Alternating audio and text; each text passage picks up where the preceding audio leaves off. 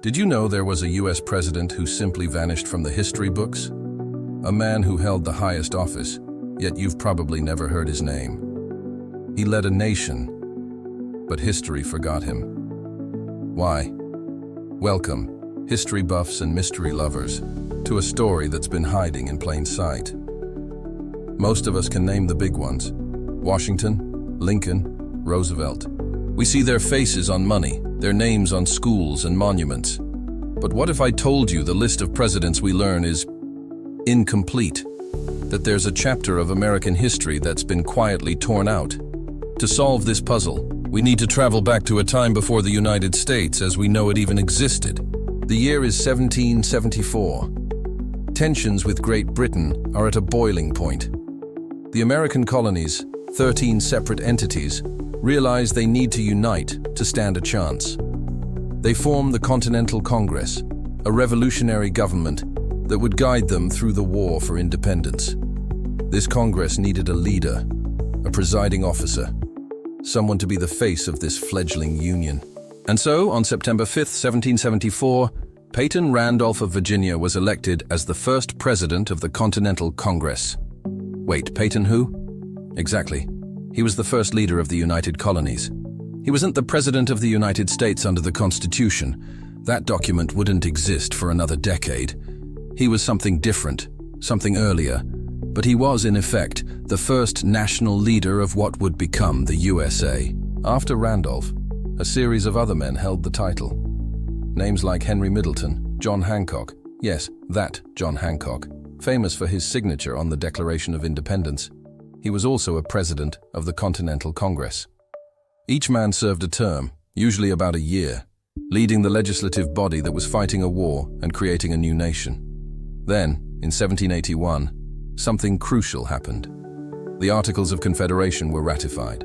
This was America's first constitution, a blueprint for the new government. It officially created the United States of America and established the Congress of the Confederation. And this new Congress also needed a president.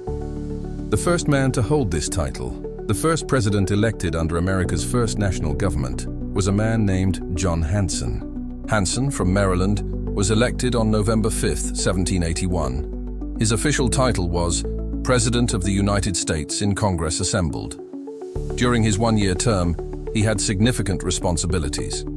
He approved the Great Seal of the United States, established the first Treasury Department, the first Secretary of War, and proclaimed the first National Thanksgiving Day.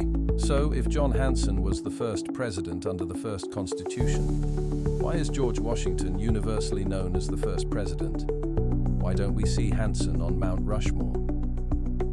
The answer lies in the nature of the job and the document that created it. The Articles of Confederation created a very weak central government. The founders were terrified of creating a new king. So, the president, under the Articles, was not a powerful executive like the president we have today. He couldn't veto laws, he wasn't the commander-in-chief of the military, and he served a very short term. He was more like a chairman or a presiding officer of a committee, an important role for sure, but not the head of a separate, powerful executive branch. The real power lay with the states and the Congress itself. Following Hanson, 7 other men served as President of the United States in Congress Assembled. Elias Boudinot, Thomas Mifflin, Richard Henry Lee, John Hancock again, Nathaniel Gorham, Arthur St. Clair, and finally, Cyrus Griffin. Each of these men grappled with the immense challenges of a post-war nation: massive debt, disputes between states, and a lack of international respect.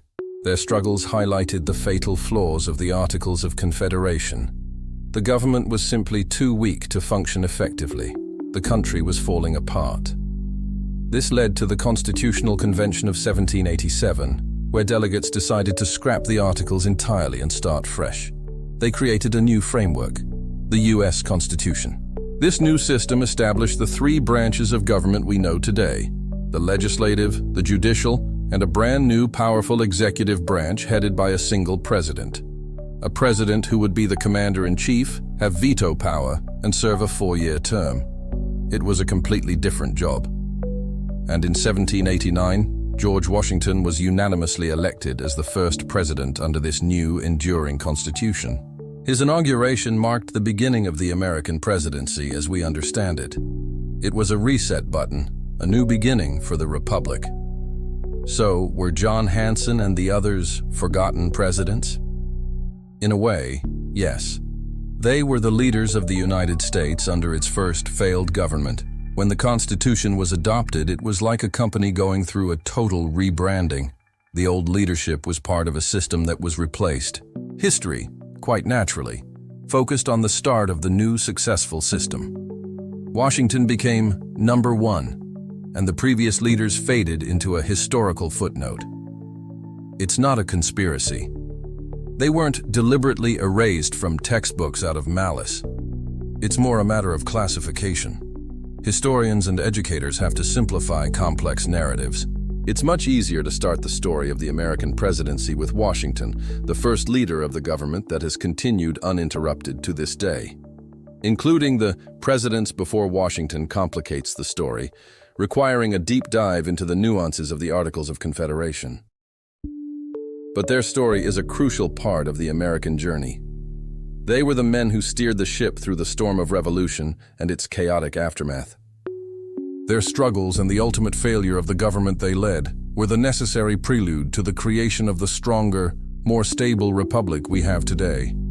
They were the bridge between the revolution and the Constitution. Forgetting them means we miss a vital lesson. America's system of government wasn't created perfectly in one go. It was a process of trial and error. The story of John Hanson and the other presidents of the Confederation Congress is the story of America's first draft, and understanding that first draft helps us appreciate the final version so much more.